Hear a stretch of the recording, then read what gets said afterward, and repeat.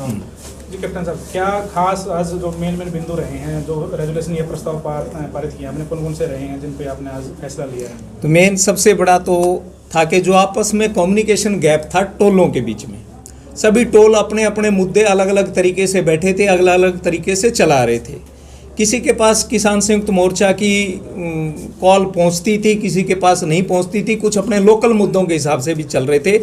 तो ये फैसला लिया गया कि हरियाणा के सभी टोलों की एक बार मीटिंग बुला करके, हमारा भी एक कॉमन एजेंडा है और उस एजेंडे को चला कौन रहा है? किसान संयुक्त मोर्चा जो दिल्ली के अंदर बैठा है। उनकी जो भी कॉल आएगी हम सभी उसी के आदेशानुसार काम करें, इस तरीके से जो है सभी टोलों की यहाँ पर मीटिंग बुलाई गई। एक कोऑर्डिनेशन कमेटी बनाई 18 सदस्यों की, कि भविष्य में अगर किसान संयुक्त मोर्चा को हमारी किसी जो है मदद की ज़रूरत होगी या हमें अगर उनकी कहीं मदद की ज़रूरत होगी तो हम उनसे संपर्क करेंगे, उन्हें अगर हमारी ज़रूरत होगी तो वो हमसे संपर्क करेंगे। इस तरीके से एक कमेटी का निर्माण किया गया और सारे टोल एक मत होकर के कि इस आंदोलन को अभी मजबूती से चलाना है। जैसे अभी वकील साहब ने कहा कि कई जगह क्या होता है, गिनती में थोड़े लोग बैठे हैं और प्रशासन ये समझता है कि इनको डंडे मार के उठा दो यहाँ से जो है। अब ये भविष्य में पूरा हरियाणा एकजुट है, किसी भी टोल के ऊपर या किसी किसान के साथ किसी भी प्रकार की अगर प्रशासन ज्यादती करता है तो ये 18 के 18 टोल जो है उस जगह पे सक्रिय रूप से वहां पर जाकर के कार्रवाई करेंगे और उसकी मदद के लिए पहुंचेंगे। जो और दिल्ली की सीमाओं पर एक्शन होता है तो हरियाणा में किस प्रकार रिएक्शन देखने? दिल्ली की जो चीजें पहले भी यही बात हुई थी कि किसान संयुक्त मोर्चा, अभी आज मीटिंग है तो किसान संयुक्त मोर्चा जो फैसला लेगा उसके ऊपर, अगर वो ये कहते हैं हम दिल्ली के बॉर्डर पे बैठते हैं तब भी हम उनके साथ खड़े हैं। अगर वो ये कहते हैं कि अगर दिल्ली के बॉर्डर खोल दिए जाते हैं और किसान संयुक्त मोर्चा कहता हम आगे जो है कुछ करेंगे, तब भी जो है हम उनके साथ सहमत हैं। जिस प्रकार के आदेश आएंगे किसान संयुक्त मोर्चा के जो है टोल उसी प्रकार से कार्य करेंगे। तो आज कहाँ देखते हो किसान आंदोलन को? इतने महीने लगभग 10 महीने होने को हैं, 26 को हो जाएंगे। आज किस स्थिति में देखते हो आंदोलन को? एक दफे जो है ऐसा लगा था कि शायद लोग भी समझने लग गए थे कि आंदोलन की धार थोड़ी कमजोर होगी। मुजफ्फरनगर की रैली ने दोबारा से फिर जो इसके अंदर जो है और उसको धारदार बना दिया। फिर इसके अंदर घी डालने का काम किया, करनाल का जो कांड हुआ उसमें कि किसानों के साथ जो ज्यादती हुई, एक प्रशासनिक अधिकारी की जो डिक्टेटरशिप वहां पर चली, उसकी वजह से जो है दोबारा से किसान फिर एकदम से जो है इनके अंदर जोश उत्पन्न हो गया कि हम अपने जो है पूरे होशो हवास के अंदर इस मजबूती के साथ इस आंदोलन को लड़ेंगे और अब आगे भविष्य में भी ये धार यूं की यूं तेज रहेगी। अब इसमें कुंद होने की जो है कोई गुंजाइश नहीं है। बल प्रयोग होता है किसानों पर वहाँ पे, जैसे करनाल में हुआ, दिल्ली की सीमा पर होता है, उठाने को लेकर या कहीं होता है, तो किस प्रकार के कड़े और बड़े फैसले आप लोग ले सकते हो? जो आज इकट्ठे आप लोग एक मंच पर आए हो हरियाणा के सभी टोल 18, तो किस प्रकार के फैसले लिए जा सकते हैं? यही चीज तो जो है, क्योंकि अगर बल प्रयोग किया जाता है, हमने ये कहा था कि हम शांतिपूर्ण तरीके से आंदोलन के अंदर बैठे और हमारी मांग जो लोकतंत्र के अंदर रखने का तरीका है हम उस तरीके से रखेंगे अपनी मांग को जो है। लेकिन प्रशासन फिर भी अगर बल का प्रयोग करता है तो जो किसान संयुक्त मोर्चा से के हिसाब से या लोकल टोल के हिसाब से अगर हमें ये समझते हैं कि भाई हमने रिएक्ट करना है उसका, तो तब भी नहीं चूकेंगे, रिएक्ट करना पड़ेगा। फिर हमें इसके अलावा हमारे पास कोई विकल्प नहीं है। सड़कें जाम हो रहा है? नहीं, मतलब रिएक्ट किस तरीके से? मतलब रिएक्ट करने का जो है लोकतंत्र में हम जो है चाहे हमें जिला मुख्यालय का घेराव करना पड़े या जो है पदाधिकारियों के जो है पुतले जलाने पड़े, इस तरीके के आपने जो है हमने कोई मार्च निकालने पड़े, जो लोकतंत्र के अंदर जो हमारे विरोध करने के अधिकार हैं वो सारे के सारे हम इस्तेमाल करेंगे। आप भी बोलेंगे? आज कौन कौन से डिस्ट्रिक्ट आए हैं जी जो इसमें भाग रहे हैं, मीटिंग में भाग लिया है? और आज खटखट टोल पर जो सारे हरियाणा के टोल्स की जो मीटिंग हुई है वो उसमें लगभग 18 टोलों से यहाँ प्रतिनिधि आए हैं, बल्कि एक एक टोल से 4-4, 5-5 आए हैं। और ये किसान आंदोलन को मजबूत करने के लिए ये आज ये कमेटी तैयार की गई है और इस किसान आंदोलन को मजबूत करेंगे। और इसके साथ साथ संयुक्त मोर्चा जैसे भी आदेश देता है हम उस आदेश पर चल के और अपनी मांगें पूरी करवाएंगे और अब आंदोलन में जीतेंगे। कौन से डिस्ट्रिक्ट से आते हैं आप और ये मैं भिवानी जिले से हूँ। दादरी और भिवानी का इकट्ठा टोल है। वैसे हाँ, महेंद्रगढ़ और नारनौल वगैरह की इस साइड के टोलों को छोड़कर सारे हरियाणा के 18 टोल तो यहाँ आ चुके हैं आज। अगर किसी टोल पर विरोध प्रदर्शन होता है तो किसान क्या सभी टोलों के वहाँ पर पहुँचेंगे या फिर वही टोल उससे निपटेगा? इस बारे में कुछ बातचीत हुई है? ये रणनीति बनाई गई थी कि जो नज़दीक टोल है, जो इमीडिएट उसकी जो है उसी टाइम से मदद कर सकता है, वो सबसे पहले वो मदद के लिए जाएगा। लेकिन सभी टोल एक दूसरे से, इसीलिए हमने एक दूसरे के तार जोड़े हैं कि किसी को भी जब भी मदद की ज़रूरत पड़ेगी वो आदमी करेगा। अब नज़दीक वाला जो है, जो अगर आज यहाँ पर खटकड़ में अगर ज़रूरत है तो सबसे नज़दीक बद्दोवाल टोल है, तो बद्दोवाल टोल सबसे पहले आकर के मदद करेगा। इसके बाद मायर टोल या कितलाना टोल के लोग पहुंचेंगे यहाँ पर जो है। इस तरीके से हमने एक रणनीति बना दी कि जो नज़दीक वाला टोल है सबसे पहले वो वहाँ करके मदद करे और उसके बाद बाकी जो है दूसरे टोल वहाँ पर पहुँचे। बसनाड़ा पे भी देखने को मिला था कि लाठीचार्ज तभी हुआ था, जनसंख्या कम थी, किसान नहीं पहुँच पाए थे। हाँ, तो उस टाइम कम्युनिकेशन गैप था, अब नहीं रहेगा। अब जहाँ भी आपस में एक दूसरे से बात करके जिसके भी आपत्ति होगी हम वहीं पहुँचेंगे। प्रधान जी, एक सवाल है कि जब भी विरोध प्रदर्शन हो या मतलब लाठीचार्ज किसानों के ऊपर हुआ है तो सरकार ने केस भी लगाए हैं, 307 तक की धारा लगाई है। तो किसानों द्वारा जो है चाहे जिला मुख्यालय OIG का घेराव, इस तरीके के घेराव करे हैं और मांग रखी है कि जब तक मतलब मुकदमे वापस नहीं होंगे, घेराव हुए हैं तो वापस भी लिए। लेकिन सरकार अब जो करेगी 40,000 किसानों के ऊपर केस हैं, तो उनका क्या प्रतिक्रिया है आप लोगों की? कोई बात नहीं, 40,000 केस हैं। देखिए, आंदोलनों में केस ही होते हैं। जब सरकार का कोई मुकाबला किया जाता है तो उसमें सरकार तो केस ही करेगी और उसका कोई चारा नहीं, या लठ मारेगी। सरकार ने केस कर लिए, लठ मार लिए, मौत होगी हमारी। 650 किसान हम दे चुके हैं सरकार ने। और आपने पूछा भाई उस तरीका क्या बनाओगे, तो हम तो शांतिपूर्वक चलेंगे।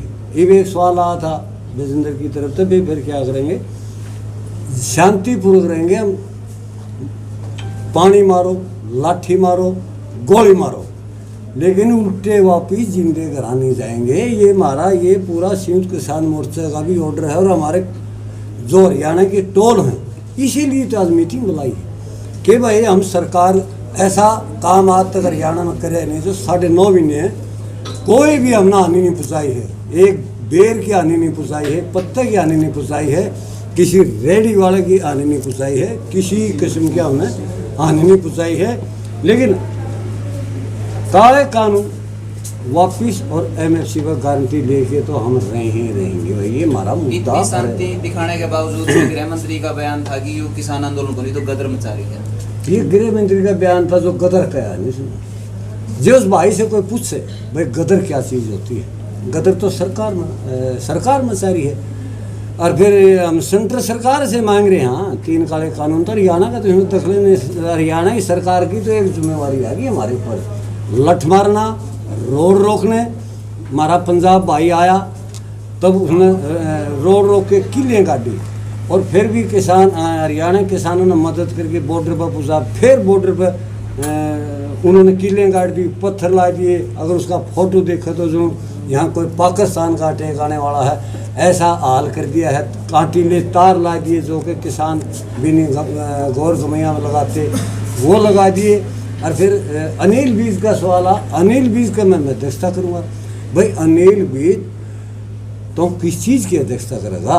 अध्यक्षता तो या तो प्रधानमंत्री करो या फिर नरेंद्र तोमर करो जो कृषि मंत्री है।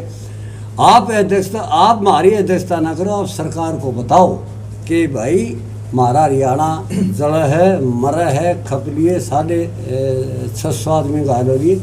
अब उसके पाए पड़ो, जाके धरना लाओ, मुख्य प्रधानमंत्री है, कृषि मंत्री का, वहाँ बैठो। मैं अध्यक्षता किस चीज़ की? हमें 3 काले कानून वापिस ले लो, MFC पर गारंटी दे दोगी हमारी अध्यक्षता, हम अपना घर चले जाएंगे भाई, सरकार अपना। एक सवाल सर आपसे, गदर मैं बताना चाहूँगा, गदर कब हुआ था देश में और क्यों हुआ था?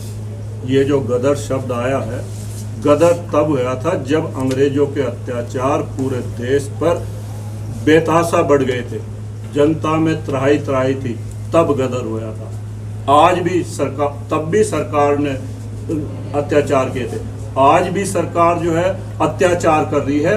सरकार ने जो 40,000 किसानों पे मुकदमे दर्ज किए हैं, ये सिर्फ किसान आंदोलन को तोड़ने के लिए है, जब किसानों की कोई मांग नहीं थी। ये 3 काले कानून जनता पर जबरदस्ती सरकार ने थोपे हैं। तीनों काले कानून पढ़ लें, जब हम उनको पढ़ते हैं तो वो कृषि कानून नहीं है। सरकार हर मामले में गुमराह कर रही है। ये जो कानून है सीधे सीधे व्यापारियों के, पूंजीपतियों के हित के कानून है, कॉरपोरेट के हित के कानून है। सरकार ये कहती है कि भाई इन कानूनों से किसानों की आय दुगनी होगी, लेकिन जब हम आंकड़े उठाकर देखते हैं पिछले 5 साल में जो किसानों पर कर्ज था वो 58% बढ़ गया।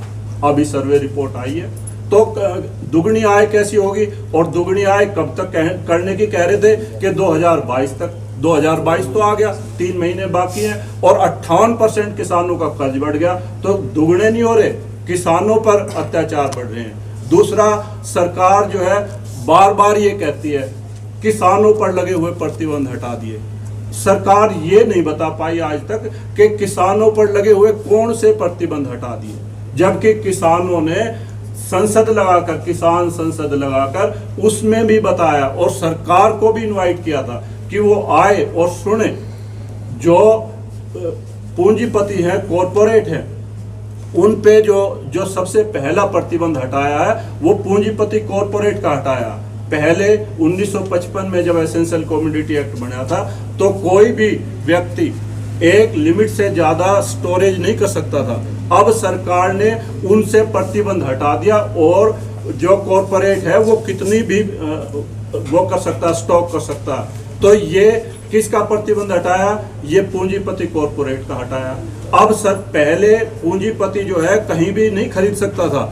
छोटा बीच में रोकेंगे तो क्या ना, कानूनों में तो बहुत आप 10 महीने से बहस कर रहे हो। अब मेन ये है कि जैसे आप लोग 18 टोल प्लाजा से आए हैं, नो डाउट कि आप मजबूती से खड़े हो, लेकिन साउथ हरियाणा में आपने कहा अभी, तो वहाँ किस प्रकार का अभियान चलाओगे? साउथ हरियाणा में जैसे आपका रेवाड़ी, नारनौल, महेंद्रगढ़, वहाँ भी आंदोलन मजबूत हो, क्योंकि वहाँ पर आंदोलन आपका जो है इतना प्रभावी दिखाई नहीं देता जितना आपके जीटी रोड बेल्ट है या फिर ये जो हिंटरलैंड्स हैं वहाँ पर मजबूत दिखाई देते हैं। वहाँ पर ऐसा क्यों नहीं कर पा रहे? अभी आज जो ये कमेटी बनाई गई है, समन्वय समिति, ये इसीलिए बनाई गई है, कोऑर्डिनेशन कमेटी, के जहाँ जहाँ आंदोलन हल्का है वहाँ लोगों को जाकर जन जागरण अभियान चलाएंगे और इस आंदोलन को तेज करेंगे। सांगवान साहब, आपका जो मुद्दा है वो केंद्र सरकार के साथ है जी। और अगर दिल्ली बॉर्डर की बात करें, 3-4 बॉर्डर हैं तो वहाँ पर कम से कम 4-5 लाख लोग तो आराम से बैठे हैं। हाँ। और 18 टोल है तो कम से कम 1-2 लाख किसान यहाँ भी बैठे होंगे। हाँ। लेकिन सेंटर में अगर प्रधानमंत्री की बात की जाए तो 10 महीने में उनके मुंह से तो कोई शब्द नहीं निकला आप लोगों को लेकर, और आपकी संख्या इतनी है, जन आंदोलन को बोल रहे, तो ऐसा क्यों है? देखिए, इसका मैं आपको बताऊं, प्रधानमंत्री जी औरों को, लोगों को दिखाने के लिए ऐसे कर रहे हैं, अंदर से सारी सरकार हिली हुई है। और मैं आपको ये बताऊं, प्रधानमंत्री अमित शाह जी 2-4 को छोड़ करके सारे बीजेपी वाले अगर मौका लगे ना तो अब छोड़ भागने वाले। जिस तरह उसकी खेत की कटाई हो जाए ना, तो जब्दे कटाई होने वाली है बहुत जल्दी, अंदर से सब कुछ घिरा हुआ है। ऐसी कमी क्या रही कि प्रधानमंत्री क्यों नहीं बोले? क्योंकि 10 महीने से लाखों लोग बैठे हैं। प्रधानमंत्री को तो हम ये कहते हैं कि ज़्यादा पढ़े लिखे हैं और जिद्दी है। तो अब आप लोगों को उम्मीद है? 10 महीने हो गए भाई, आप कितना आप लोग बैठेंगे या कब तक लड़ाई चलेगी? कितना आप लोग इस बारे में क्या सोचते हैं? देखो, हम तो अपनी तैयारी कर रखी है हमने तो 2024 तक।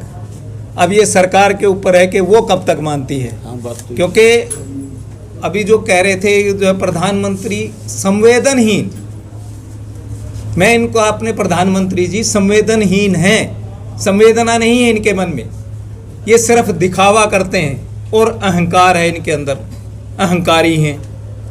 क्योंकि ये जिद थी, सिर्फ एक अहंकार है इस चीज़ का कि मैं जो कदम मैंने आगे बढ़ा दिया वो मैं पीछे न कैसे हटाऊं। लेकिन जनता पीछे हटाना जानती है। जब चुनाव आएंगे, जब गद्दी से नीचे उतारा जाएगा, तब अपने आप इनके कदम भी पीछे हट जाएंगे। ठीक है, थैंक यू। Thank you.